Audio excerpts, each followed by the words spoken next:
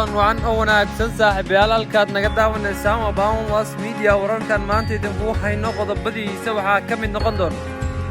waxaa ka jireen ciidamada daraawiishta Galmudug u gododeen iscasilaadii fiiqi Kenya oo soo saartay go'aan wali ah kor xukunkii kiiska badda ee talaadada Ingiriiska oo karantiili dooni Kenyaanka tagay UK ee qaatay talaalka cudurka COVID-19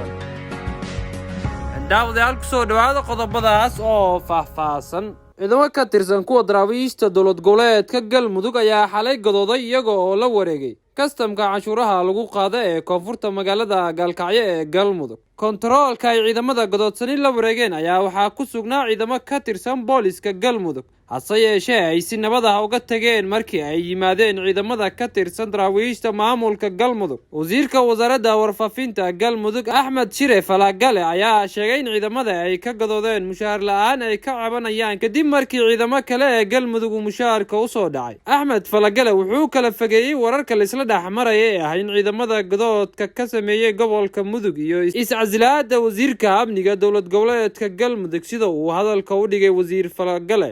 ciidanka lukuma laha iscasilaadda wasiirka amniga balse godoodka waxa uu salka ku hayaa mushaar ka soo daahay xalkooda ayaa la wadaa si loo siiyo xuquuqdooda ayuu yiri wasiir Falagale dhowr jeer ayaa ciidamo ka tirsan kuwa dowladda Soomaaliya iyo kuwa Galmudug ee ku sugan deegaanada Mudug iyo Galgaduud ay sameeyeen godood balse markii dambe la xaliyay wasiirka warfaafinta Galmudug ayaa dhanka kale tilmaamay in la kordhinayo dagaalka ka dhanka al-shabaab arrimaha ciidanka ee taagan ayay yihiin kuwa lagu xoojinayo xasiloonida sida uu hadalka u dhigay golaha wasiirada Galmudug uu shir gudoominaya madaxweyne Axmed Cabdi Kaariye Qorqor ayaa diiradda lagu saaray xaaladda guud ee amniga iyo arrimaha doorashooyinka sida lagu sheegay qoraal kulankaasi kadib sida ay shaacisay madaxtooyada Galmudug haatana dowladda Kenya ayaa soo saartay go'aan wali ah oo u muuqday inay ku qarinayso in looga adkaan doono kiiska dacwadda badda Soomaaliya ee xukunkiisa la filayo talaadada Kenya ayaa maanta sheegtay inay diiday sharciyada ay maxkamadda caalamiga ah ee ICJ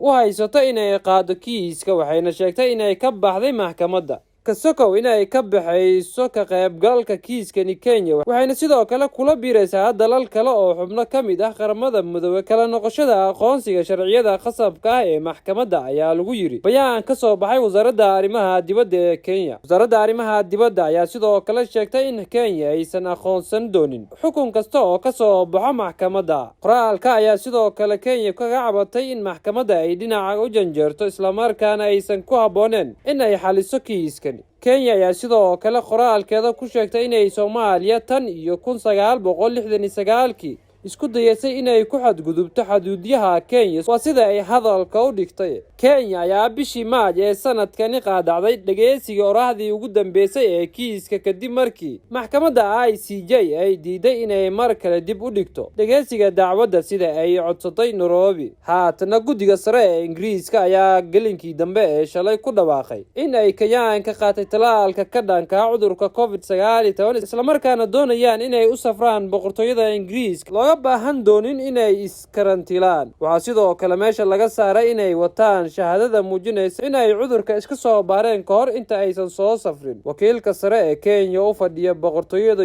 UK Manoha Isbisu ayaa sheegay in tilaabadani ay fududeynayso isku socodka dadweynaha ee inay sare u qaadayso dalxiiska iyo ganacsiga ee wadamada wuxuu sheegay in laga bilaabo maalinka Isniinta ee toddobaadka dambe Kenyaanka si buuxda looga talaalayo cudurka COVID-19 ee u safri karaan boqortooyada Ingiriiska iyagoo aan la karantiilin doonin bartamihii bishii hore ayay ahayd markii Kenya ay ka mid noqotay 7 wadan oo ay dowladda UK ay ka saartay qadka cas kadib markii muddo 6 bilood ah ay xayiraad dhanka socdaalka ah saartay dalalkani daawadayaal taas ayaan ku soo afmeerayaa war wixii dalkii dafaaca caalamka aan idinkaga haynay wararkeena maanta waxa idiin soo saaray idin akhrinay anigoo Cabdinajiib Cabdullaahi Najiib Khaarinta wararkeena dambe dib ugu kulmi doono waxaan idinkaga tagayaa sidaas iyo fi amaan illah